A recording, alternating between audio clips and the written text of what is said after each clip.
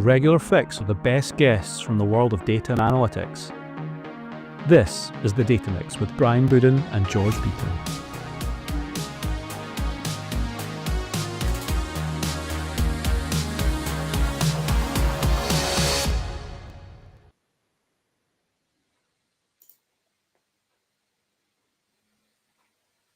Good afternoon, George. Brian, good afternoon. How are you, my friend? I'm good. I am super excited about this episode. And I think that's what's carrying me on because I've been up since 3 a.m. this morning. Well, we were just chatting about that in the pre-show, how you've had a long day already, but it ain't over yet, and the best bit is just coming, right? So Exactly. Yeah. It's been a super nice day up here in Edinburgh, actually. We're over 20, which maybe to some of the guests on our show might not seem too exotic, but to us, it's pretty much the Bahamas, I would say. Yep. So. That's summertime. That's a summer holiday. Yeah, exactly.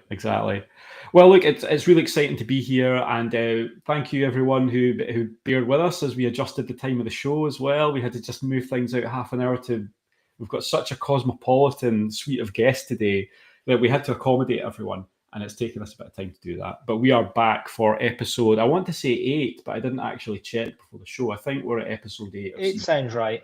8 sounds right. There. And we've got a good one for you, but we always have some things that we do at the start of the show, so let's get those all out the way. And through those, your support means everything to us, folks. When you watch us on LinkedIn Live, or you tune into YouTube, or you download a podcast, that all makes a massive difference to how much outreach we have with our community and our wonderful followers. So we would absolutely love it if you could drop us a review on one of the platforms. 5-star is always preferred, and we deserve it, let's be honest. It's good chat that you get most weeks. But we love it on the Apple and the Spotify. That really does help us. So thank you very much for supporting the show consistently. We appreciate you. Regular followers of the show will know that we always follow up this section with our section of the Data Fix, which tells us all about what is happening in tech this week. So, George, why don't you take it away for us about what's on for the Data Fix this week? Thank you. I will wait for the jingle to finish. Superb timing. I love it. All over to you, mate. Okay, so this is a super interesting one just now because the big tech companies have just announced their earnings, and there's some really interesting results. So we can summarize this as saying AI ascends, but search still reigns. Okay, so what's happening?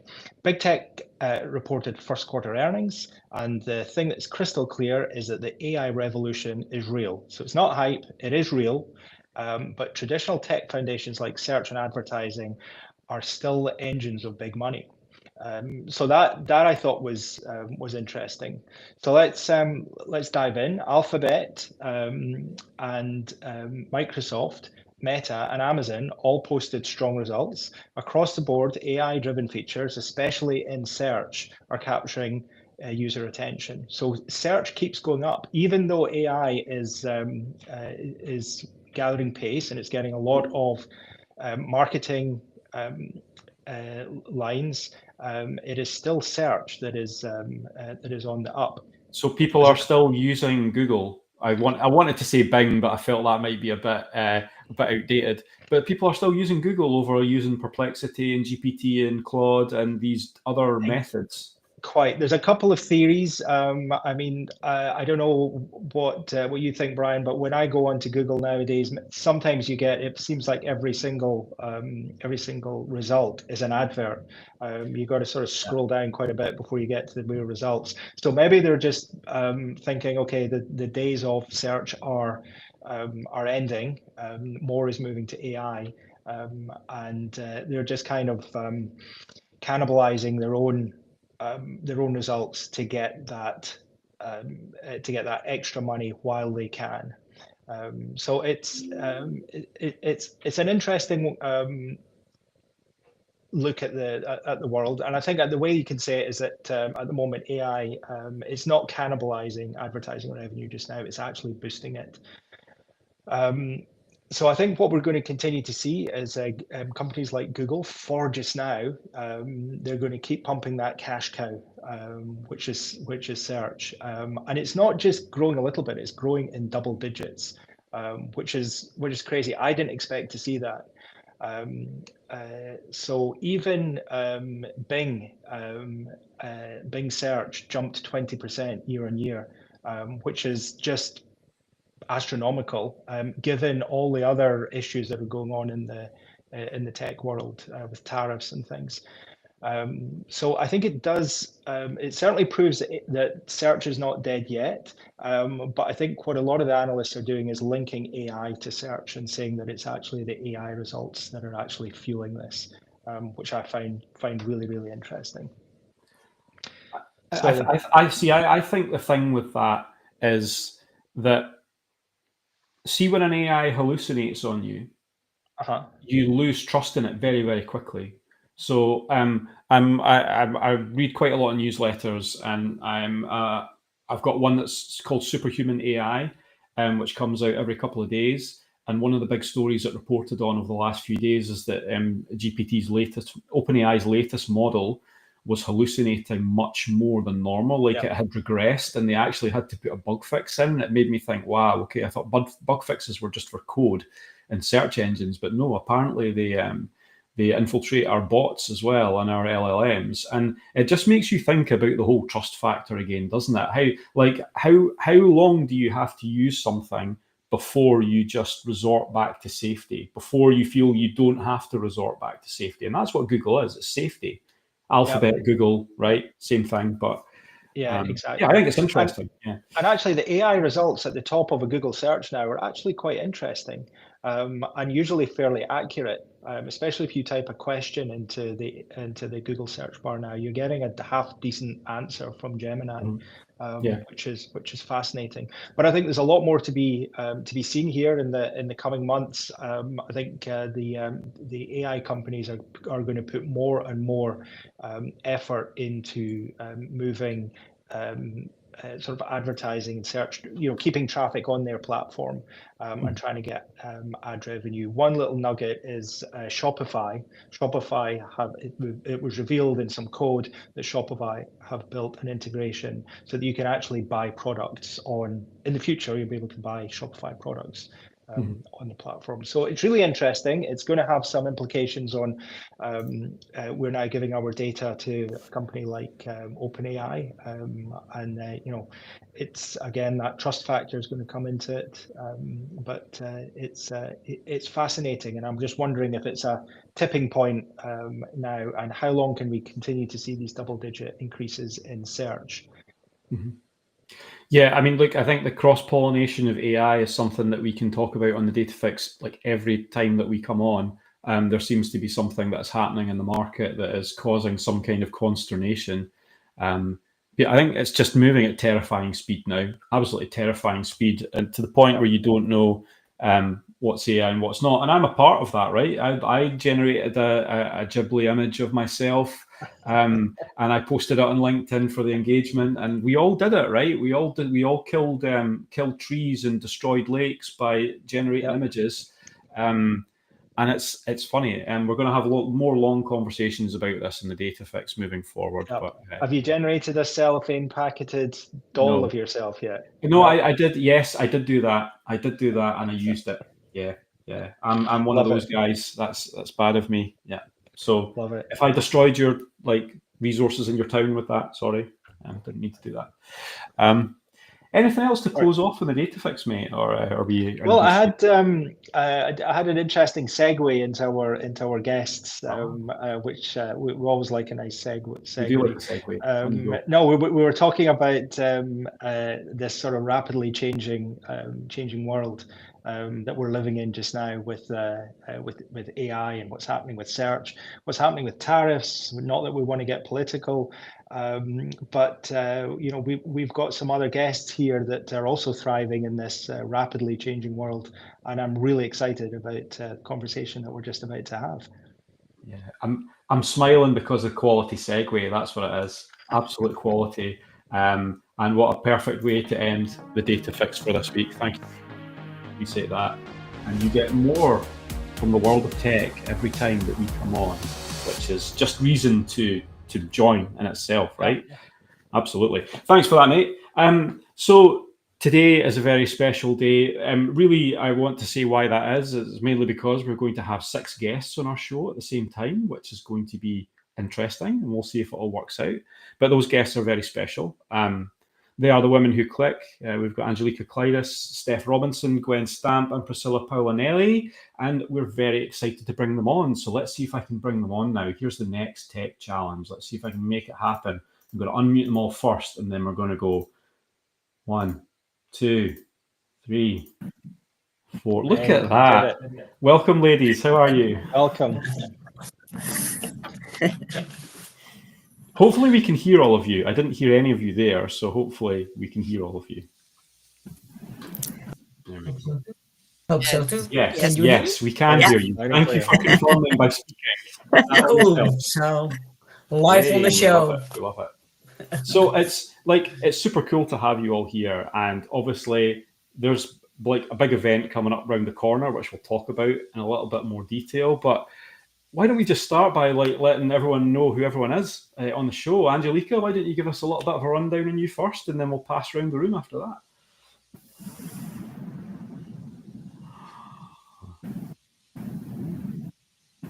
I think my connection. Angelica didn't hear me, or she's frozen, one or the other.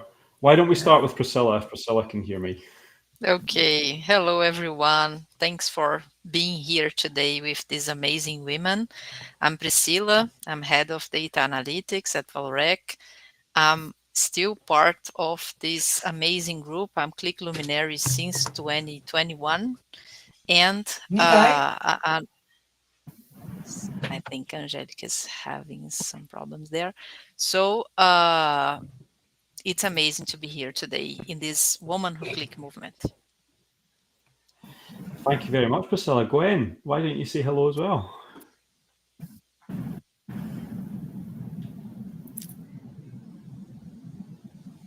Oh, I can't hear Gwen either. Gwen, we are not here. Oh no. And now? No. Yes. Yes. Now I can hear you. Okay, good. Yeah, so Gwen Stamp, excited to be here as well. Really blessed to be part of this group of amazing women and to be actually sharing with all of you today. So thanks for joining and looking forward to the conversation. All right, amazing, Gwen. Thank you. Steph?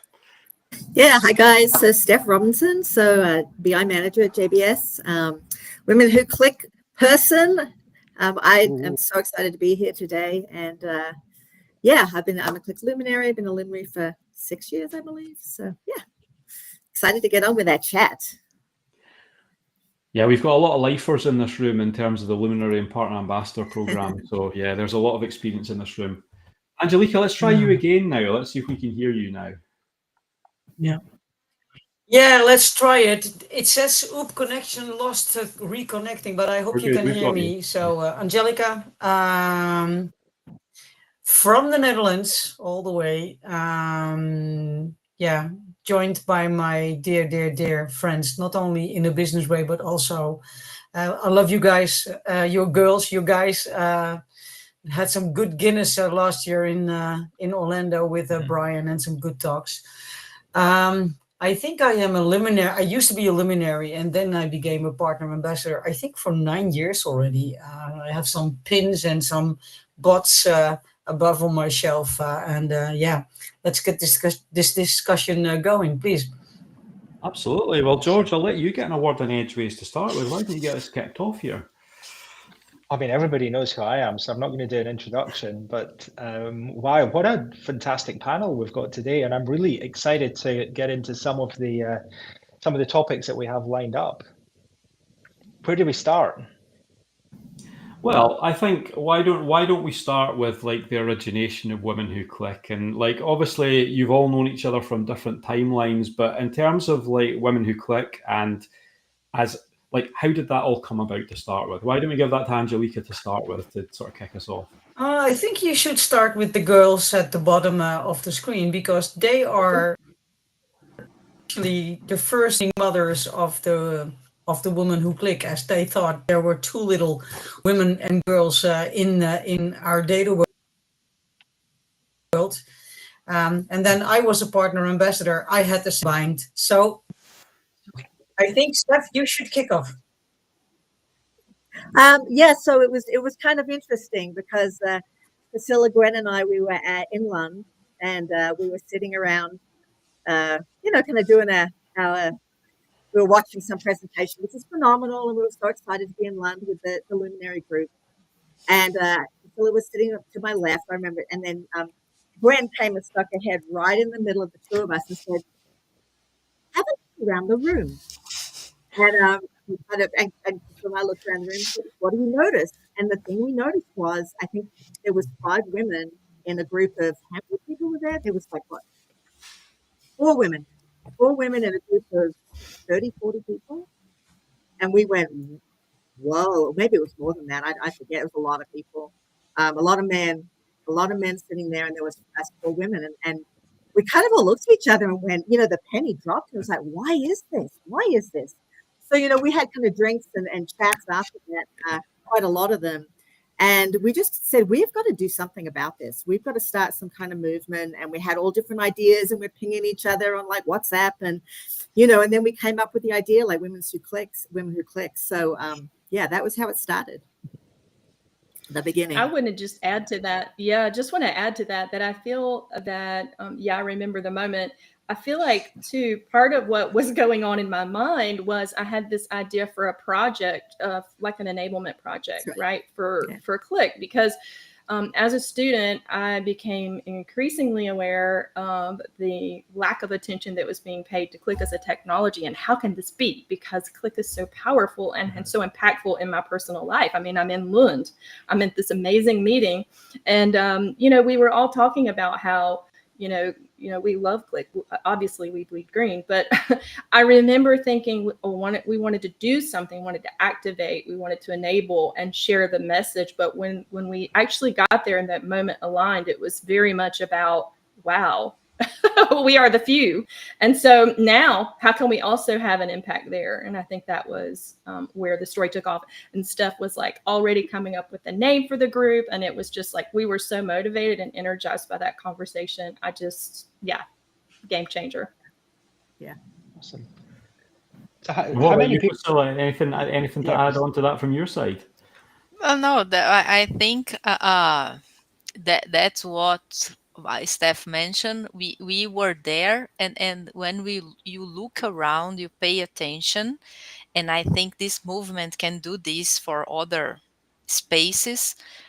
It's important to add our, I don't know, our touch to this data world. So it began in a conversation that came to this amazing group. I think, like, to be fair, I might have been in that room as well, but I didn't realize what was happening. I probably wasn't in the middle of Gwen barging her way in going, what's going on there? But, you know, I was probably in that room as well. Maybe even George was too back then. But Brian, I want to just add one thing really, really quick to that too. You know, when we kind of got our idea, we pitched it to the guys at Qlik marketing, to Chris and some of those guys, and they jumped on it. They were just amazing in supporting us. So I just wanted to throw that in there really fast. 100%. Yeah. Yeah. And still do. Yeah, and still do. Oh, absolutely. Yes. And we'll come on to that whole part where obviously big things are happening in a couple of weeks as well. But you know, it's one thing talking about things; it's another thing getting it moving, right? So, what were some of the sort of critical factors early on in the movement that really got things rolling? After you had the inception of the idea, what were some of the key moments that happened early on? Who wants to take that one? Angelica, should we go around with you to start with?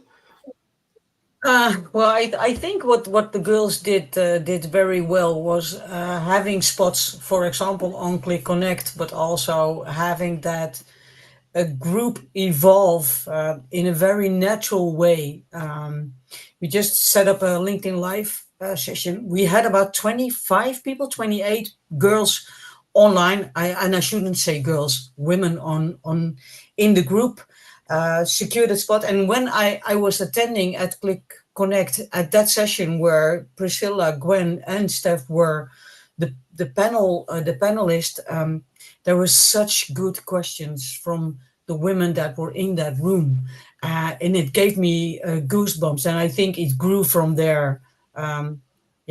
Because there is a need of being heard, of being guided in what to do next. As I have learned from one of the best in the Qlik customer success world, Janine, it says that women suffer for the imposter syndrome. We women, we think we need to hit all the check marks to apply for a job or to do something. But men, on the other hand, when they have the 80% or the 75%, they will just go for it. And that is something I think I love to help with the women that I work with and mentor. Yeah. The irony. Sorry, George, you go. Yeah, and what are the ways that you're addressing that, Angelica? Please tell me you're not trying to be more like men and cheat that last 20%. No, absolutely not. No, I think it starts with accepting who you are and what you are, and but also recognize that you, for example, that same moment in Lund, right? I was talking to, I believe it was not Janine, but somebody else, and I just said, I don't feel like I belong in this technical group because I am a partner ambassador, but I'm not that technical. I address data from a different point of view. And I felt a little bit out of place because some discussions are very, very technical for me, and then I get lost. But then on the other side, from the other perspective, somebody said to me, no, you just belong here because you address it from the business point of view. And that's the force that you bring. So yes, you do belong here. Yeah. And that's the difference, I think. And it happened on the same moment that the girls with the Luminary group and the Women Who Qlik was founded. Yeah. And I think that's interesting, and it's also super important because I think, and shoot me down if I'm getting this wrong, but what you're saying is that you are you can bring a very different set of skills to the problem as compared to the male population. Male population might be, they might want to just typically head for a solution. They might want to think about the technology and get lost in the technology potentially.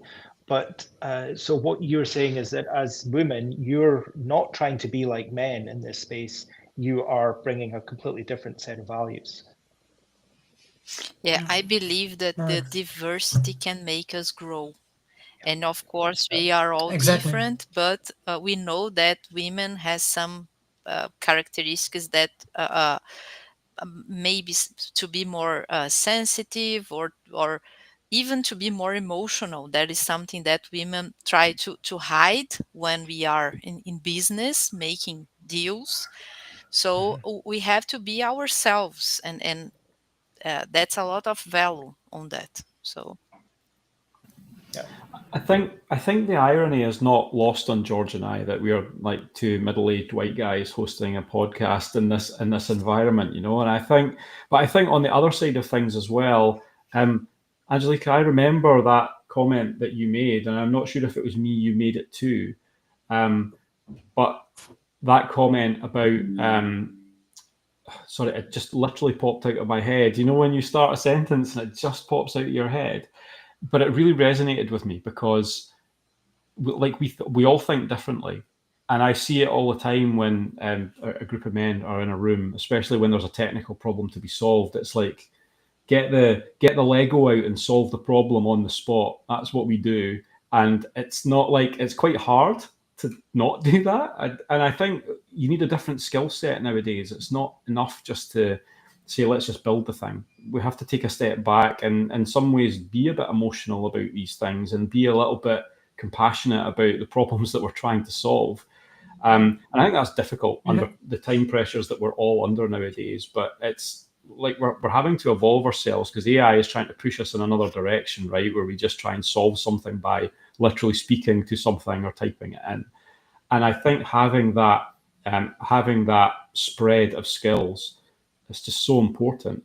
And one of the things that, again, back to you, Angelica, with like the escape room, I think was bringing a different view on data for a lot of people that are experiencing it for the first time. And how are you finding that element of just approaching problems from a different angle? Because that's essentially what's going on there, right? It's just learning how to rewire your brain to think a little bit differently about solving things.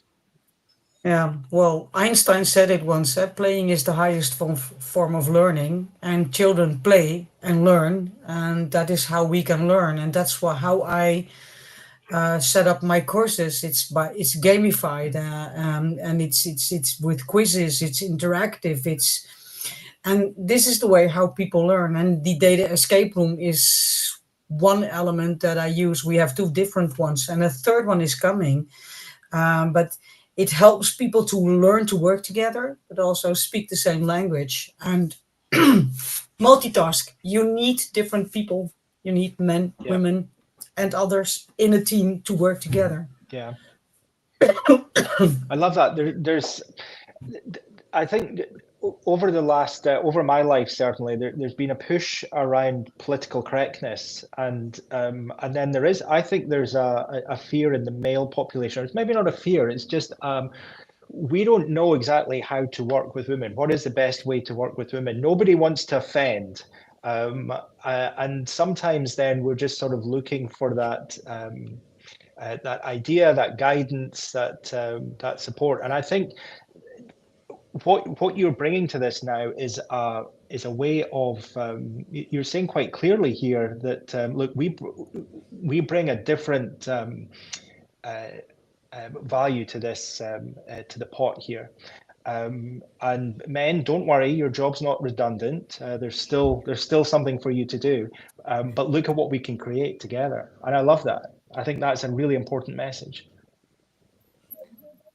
I love that when you have that multidisciplinary team, that diversity in your team. And I know the girls agree with me. You need that diversity in your team to achieve amazing things. And like, I was interested to know as well, like, was Women Who Qlik, were you inspired by other similar movements that were in different disciplines, or was it just something that popped in, like we were in this environment and was it just like an epiphany that we need to do something about this, or were you like genuinely inspired by other movements that were taking place at the time, or was it a bit of both? I think it was definitely an epiphany. I think it was that. I think really it was just kind of us looking, going, oh my goodness, we got to do something about it. Gwen, you were going to say something?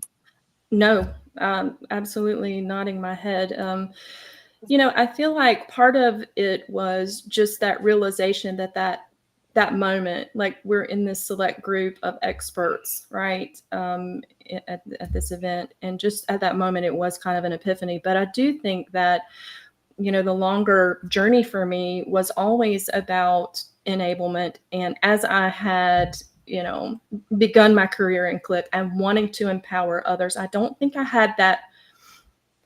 think I had that blinder on, that people that I was looking around thinking, well, there are no women doing that, women involved. You know what I mean? Like, I wasn't really doing that. I was just plowing and chewing through what I was doing and thinking about how important the topic was in and of itself.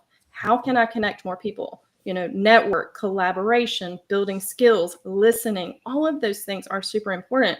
And then I had two daughters who have no clue what I'm doing for a living and try explaining that to something where they have no mirroring, or limited. Let's just say limited. It's like how to share what you do and how to do it, and thinking about, okay, now this is something that I don't want to push them in that direction, right? But I want to introduce it in a way that it becomes part of who they can evolve to be. Not necessarily a data leader, but someone who can use data for good, for benefit, for decisions, right? And so I think that the moment, and I think all have that common background. And then that moment we just said, here we are, let's go. I think when you talk about like daughters and kids, but daughters specifically, right? I have a daughter of a teenage and age, and this is probably the thing that resonates with her most, like me doing the podcast, rather than the data part of my life as well. Like obviously, you help out with homework, you draw some bar charts on some graph paper, that kind of thing. But tying that together with this is something that you can do, like if you want to, you can do, you've got the power to do it, is really something that is, like, from a messaging standpoint, has been missing in the education system for the longest time. Here in the UK, I don't know what it's been like elsewhere, but there's definitely a case of it needs to be pushed harder, that kids, and especially girls, can be shown what they can do as well. And just the other little wedge I want to add on to that as well is neurodiversity. So I don't know how you see neurodiversity playing a role in this as well, but I have a lot of exposure to neurodiversity in my family and friend group, and with younger girls as well. We know a lot more about it than we did 5 years ago, but we still don't know a lot about it. And sometimes it manifests itself in a bit of a mindset thing of just, I'm not sure I can do this, or I'm not sure that I can get there. And it's our job as a community, not just Women Who Qlik, but or women in data, but everyone, to make those girls understand what they can achieve, especially in a male-oriented industry, which I think, to be fair, it probably still is to an extent, as much as we don't like to admit that. And I just wondered what your thoughts were with that, whether you'd come across neurodiversity as an angle, and especially with younger girls as well. Priscilla or Gwen, I see Gwen nodding a little bit there. How about you two? I was just going to say that, a big part of my story is I didn't have a traditional journey. And what I learned from that was, of course, some people learn differently. They're very very focused, and they can look and say, I want to be this when I grow up, and follow their dreams and become that. And that was not me. It was disappointing to me and my parents, potentially, where it was like, you're so smart and you can do these things, and all of that. So what I learned from that, and what I really believe and hold as something to live by, is that, we are all different, and our journeys are all going to be different. So no matter what your learning style is, as long as you continue to push, challenge yourself, and grow, you don't have to have a target. You will advance, you will evolve, and you can do it. You just got to look at little steps, maybe, if your learning process is a bit different. I have a daughter who was, what I said at the very beginning, very purpose, and then my other daughter maybe just took some time to sort of evolve to that. But it's like, I support both because I represent both, like, at some point. So there's definitely not a one-way path, and just encouraging exploration and curiosity and just growth, right? And be there and listen and be an example. Yeah. Gwen, you mentioned, sorry, Angelica. Sorry. Sorry, Priscilla. No, Priscilla. and it's funny because all of us here, we have daughters, and Steph has granddaughters. So too. So yes. So these, I actually. think, I don't ever guess. So I think that is like what Gwen said. I have a 16-year-old daughter. Now she's deciding for what she wants to do in the future. So I open to her, and she sees me doing these things, all the possibilities she has. I came from a family where when I mentioned that I want to drop from my engineering university to go to computer science, everybody told me I was crazy. What is this career? So I faced like the problems Gwen mentioned, and I told them I like this. I want to do this, and I did, and now I'm here, now a Brazilian person, talking with people around the world. So it's amazing what we can do when we believe and we go, independently of the others' comments, others' questions. So This is something that I want my daughter to see. And I think too, like, Yeah, you know, and for me, oh, you go. no, go, Steph. Okay, I was just going to say really quickly that, you know, for me, like being you know, I have a daughter and, like, you know, 3 grandchildren. I have one from a stepdaughter and then 2 from my daughter. And I had this really crazy experience recently. You know, the little 2-year-old Magnolia, really smart little girl, and she just gets this new little baby sister, and there's a big pack of diapers, and she's counting diapers. Right, this is a smart girl. She's counting diapers. She's going out of the packet, 1, 2, 3. I'm sitting there going like, oh my goodness, like she's 2 years old, right? And then when she gets them all out, then she starts putting them back in, and she's adding and subtracting with this pile of diapers. And I'm sitting there thinking, and I thought about Women Who Qlik, right? And I went, my goodness, this child is already showing like talents. Like she has a very inquisitive mind, but she's logical and she's thinking in sequences, and she's 2 years old. I want a world for her where if she wants to become like, you know, a data scientist I don't want any stops for her. I don't want her to be held back. And it was quite interesting kind of sitting going, like, this is so important what we're doing with this movement, bringing a voice to women in this industry, because that's where it is. That's the future. And it's talent. Yeah, thanks, I do. Yeah, I remember, you know, I'm almost 63 years old now. And at the age, I didn't have the opportunity to study. I just did my grade, just below the bachelor area, started to work, grew from there, did some internal education. And at one moment, when I was 44 years old, I had the opportunity to do my bachelor study. And I had so much fun during that study. I met so many amazing men and women, learned a lot from them, grew from that moment on. And I got my bachelor's degree with cum laude, which is really awesome because I had so much fun in studying.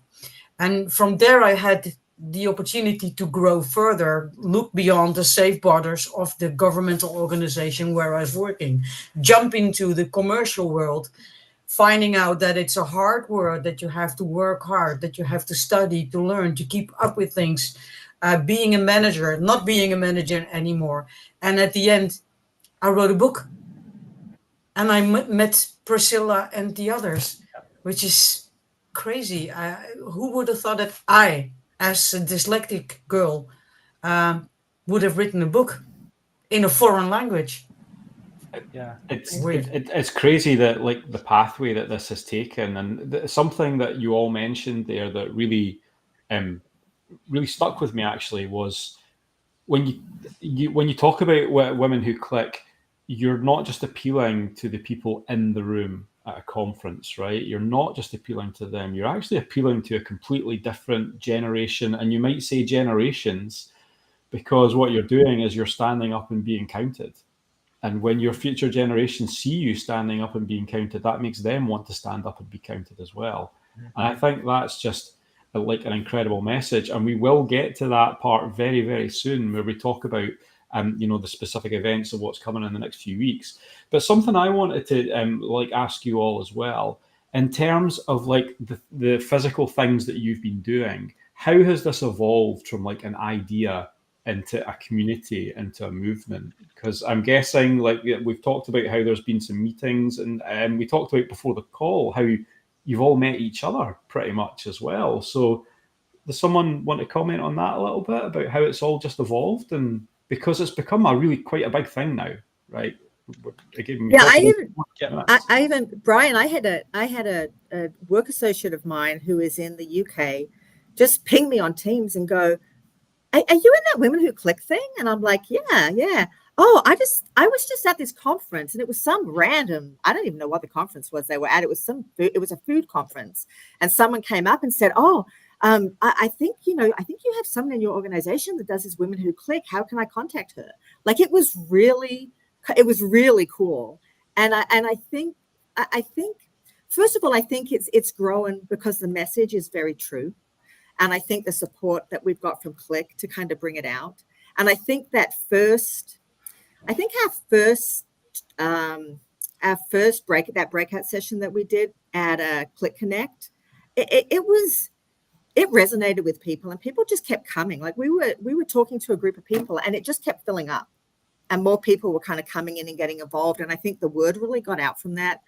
And I just think it's just, there's so much truth in this. There's so much truth in this topic that it grows legs of its own. So, you give it a push, or you do like a LinkedIn Live or this session or whatever you do. I think women connect with it. I think women are so struggling to have a voice in business, not just in tech, but in business, that they identify. And I think that makes it grow. That's my view.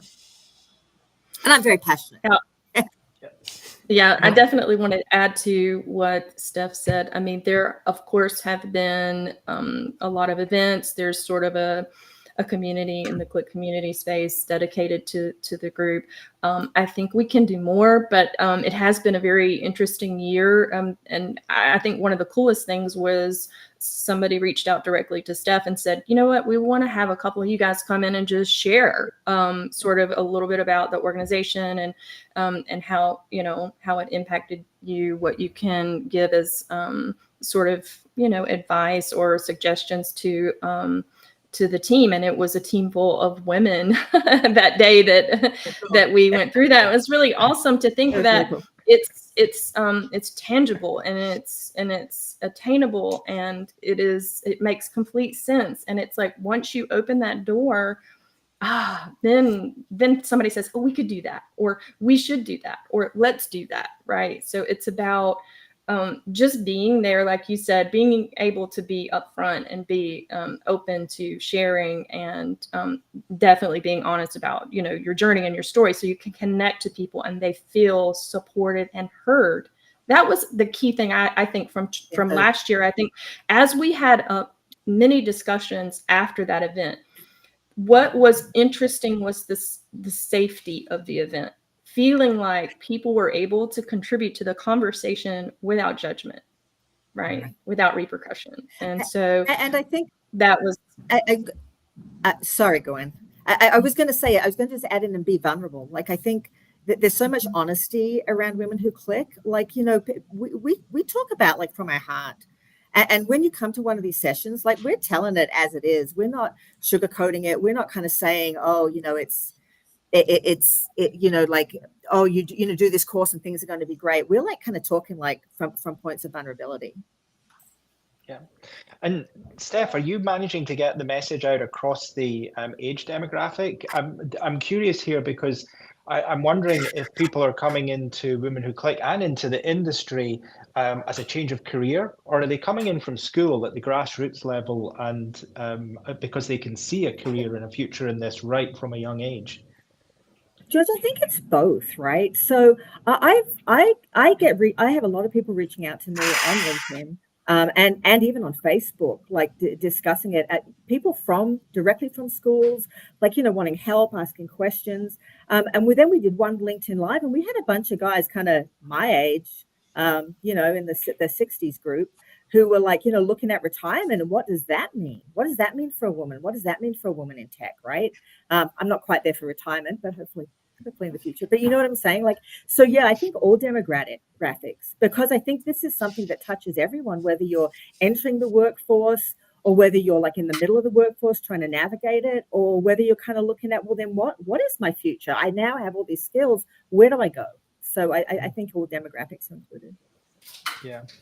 So is the group then, is Women Who Qlik actively then sort of recruiting and trying to attract people into technology from school level, or are you just there with a presence on the internet and just come and join us? Is there active recruitment going on, or are you a presence that people are finding? I think Angelica. I think it's more come and join us, huh? Yes. Yeah. And in the spaces where we are, so I'm here in the university giving classes like Angelica, and of course when I introduce myself, I have some pictures, and all of us are there, because today I'm a teacher in the let's say, post-graduation courses here in Brazil, but I see the same from ever. A class with a lot of men, of course, it's important, it's amazing, but we need to bring more women to this group. So this voice, we share it in the business, in the schools, because we know this movement has to be continuous. We will not change the things from one day to another. So it's important to keep the message live. So I think what is very important at this point is to talk about this, right? Because we talk about how do we get people involved. And I want to preface this by saying that Women Who Qlik, you ladies are incredible, but also internally within Qlik, you have so much support coming out the way from that as well. Again, don't want to bat too many names around, but Sally Jacobs, Julianne De Vincenzo, you've got Janine Buttalzar as well, and all these people that are doing like an amazing job to like give you the platform that you need. And wow, what a platform, ladies, to have at Qlik Connect. How excited are you to, effectively be taking over the show floor, right? At some point during the day. It's so exciting. Like I've got a huge smile on my face because I just know how awesome it's going to be, and that we're all going to be able to have a beer together. But Priscilla, talk to us about how important that is for you, because this is a much bigger presence than you've had previously. So how has this happened, and what does it mean for you all? Yes, I will let the other friends talk about that. But for me, it's really special. As I mentioned, I could never imagine in my dreams to be in a stage like that. And of course, last year was really amazing. The movement, the questions, men in the session making questions, because this is important to us too. And this year, we are counting the days to be there together. Gwen, what about you? I definitely am very excited. I think it's going to be an amazing event. For how lucky we are to have this forum and this opportunity to connect together and be like the only thing going on, and so everybody has a chance to engage, right? It's mind-blowing. It's almost difficult to believe, but I will just sort of say that we had ideas, and we still do, and we still can, but we would love to do more, even at Connect, where maybe we're having just impromptu meetings or gatherings. Let's get a coffee. Let's just have a chat. It doesn't have to be within the context of this session, which is absolutely going to be amazing, but we have a lot of ideas that we just love to hear from others. We'd love to just let them have an opportunity to share, so who knows where it will eventually lead to, but the fact that it has minimum support, it's really awesome. And Steph, for you? Oh, I am so excited. So I was quite shocked that we actually got such a big stage and it's just us, right? And a little nervous because, you kind of have this dream when you have this idea, and then all of a sudden, you get this support. And I want to also mention, I want to mention Chris Powell and Sarah Urbis as well from Qlik, who have just been absolutely phenomenal. Absolutely. So this is like, it's kind of a, you kind of have this dream. Oh, wouldn't it be great just to have kind of a center stage at Qlik and like do this thing and like really get our voice out? And here we are, and we're going to do it. And I find this really fascinating, something that you said, Brian, about how men can be challenged on interacting with women. And I've thought a lot about this because I see this, right? And I really encourage men to come to Women Who Qlik. This isn't just about women coming to Women Who Qlik, because I do think that is part of, and I'm not going to say the problem, I think that's part of the challenge, is like, women can be, we're emotional, we're who we are, right? And we're the Women Who Qlik women on this stage are very authentic, and we're going to be very authentic. But I think that's a really amazing topic. Like, I think, women are not threatening. I mean, we can be. I think wives can be very threatening. I think there's a lot of discussion that can happen around this, right? Let's not go there at this point in the episode. Yeah, no, but we can have some hair. But what I'm saying is, like, let's let's open it up. I want to see men and women at Women Who Qlik, because I think it's also about the relationship. I think it's how do we work in the workplace together, and how do we do incredible things. So I am so excited, and I just thank you, everybody. And my gorgeous I'd also lady just here. quickly challenge that. I love that when somebody says that we're emotional. And I definitely feel like what that means for us is that we have certain traits that are classified as being emotional, but I'm pretty sure that exists on both sides. It's just interesting to know which things fit into the you're being emotional bucket and which things do not. And I think that's an interesting discussion point, right? We're emotional because we're passionate or whatever. But if others have emotion that are like not aligned with that, it's interesting that there's a difference, right? That they're emotional but not categorized. But it's about characters. Yeah.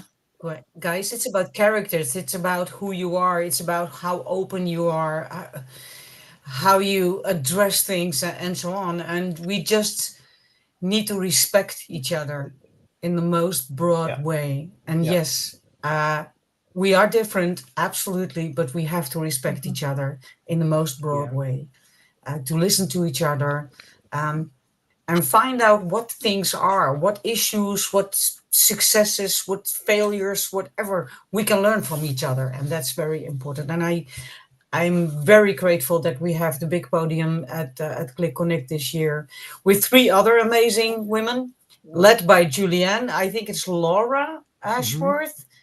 Who else? Because I forgot the name. Laura is the one that sticks in my mind. And Holly. Holly and Emma. Emma, sorry. Emma, I'm so sorry. And then we love Emma you. Emma McAllister. Yes. Yeah, Emma McAllister. So we are with 7 women on stage, prime time between 5 and 6. There are people walking around the public with mics to help Julianne to address the questions, and we have some kind of polling as well. So and I think you will find us as well at the booth. Happy hour. And you will find us at the booth of the Women Who Qlik, where we can help out. And you can recognize us in our black shirts with Qlik Connect 2025 and the Women Who Qlik logo. I think please consider this the first public request for a T-shirt ahead of Qlik Connect 2025. So Brian, you must have drawers full of T-shirts. I absolutely will be there. Unfortunately not. But we have some at the Women Who Qlik counter. This is a super interesting topic again, because I think so. I've worked most of my life in male-dominated industry. I started off as a forester. Forestry is very male-dominated. Then I moved into business technology consulting. In Qlik, it's very male-dominated. And when you're all guys in a room, there's a code. You kind of relax a little bit. You're not as guarded. You get the job done. You're professional, of course. But when a lady enters the room, there is a sort of, I don't know, people maybe they're a little bit more reserved. They're not, when it's all guys in this industry, and I hope I'm not speaking like a caveman or a primitive person, but there is a bit of a change in tone. And so, first of all, I think it sounds like there's some understanding from the ladies that men need to be educated a little bit, and maybe you don't need to be nervous. You don't need to be we won't be shocked. Just say what you're going to say. Of course, be courteous, be professional. But and I think just with your movement and just pushing that line, we're actually going to get a much better outcome for our clients, for the industry, for everybody. I think that's very resonant. And I think it's amazing. We're almost pulling up to the hour now. So what I want to make sure is we've got time for is just to go around the room one last time to our amazing guests and to give one last sage piece of advice for anyone who's interested in getting involved in Women Who Qlik. What are the ways that we can do it? Any final messages you want to give? Angelica, shall we start with you? First of all, the advice that I can give is be proud of who you are and what you are. And secondly, you can find us on LinkedIn. You can find us at the floor. And I'm looking forward to spend time with you, Brian, on Monday, and with my girls. I love them. Awesome stuff. Steph, for you? I think my advice is be authentic, be yourself. A man or woman. You know, like it's okay. Like we're a group. We're there together. We're a team. And you know, as Women Who Qlik, we're mentors. We're friends. We're here for everybody. And please reach out. Become part of this movement. It's really exciting. Love that. Love that. Gwen? Yeah, I just want to say that, you know, everybody's in a different part of their journey. Be open to that. And if you feel like you're sort of at a position where you can share, then we also need that voice as well. Like be someone that can be an ally, be someone that can be a mentor. I mean, we have room in the group for all voices. So whether you are looking for allies or you think that that's sort of the next step in your journey, I think get connected to the movement, because everybody can participate, contribute, and add value. Amazing. And Priscilla, I'll finish off with you. Yes. So I want to say that we have a lot to do on this data and AI field. So we need more people with us to make business take decisions in a better way. So we need you get connected with us.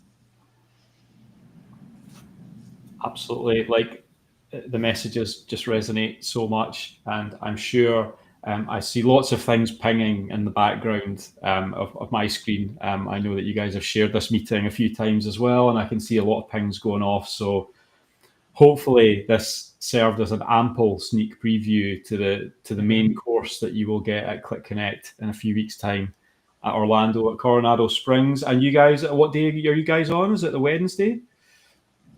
Yes. Wednesday. Yeah, between 5 and 6. And that's on the main stage? Yes. Main stage. Main I believe it's theater 2, right? Main theater, yeah. Main theater. Main theater, I'm going yeah. to miss it. I hope it's streamed. I think there was at least one year it was streamed, so... I'm not sure what. Well, we can ask. Yeah. That'd be awesome. Yeah, that'd be amazing. I know that the answer is I should just be there, but unfortunately I'm going to miss this one. But what a fantastic story, and I've certainly been inspired. And thank you for everything that you're doing to make the industry better, because I hear you loud and clear. It's diversity that brings us together, and ultimately we get to a much better solution. So if we can get more women into the industry, if we can start collaborating and working better as teams, then thank you for everything you're doing. We're going to get to a much, much better future. Thank you. Thank you for the opportunity. Yeah, thank you guys. So much fun. And just all that remains to say is that for those that are attending, we will see you in Orlando in a few weeks. And Angelica, Priscilla, Gwen, and Steph, thank you so much for coming on. We will actually see you, one of you, we will see next week for our last edition of the Data Mix before Qlik Connect. And Angelica will be back with us next week for a slightly different topic. We're going to talk a lot about data literacy and what's happening in her world there. So you don't want to miss that one either. But thank you everyone for joining, and to all our guests. And we look forward to seeing you in the next episode of the Data Mix. Thank you very much. Thank you all. Thank you. Thanks so much. Thanks, ladies. Thank you.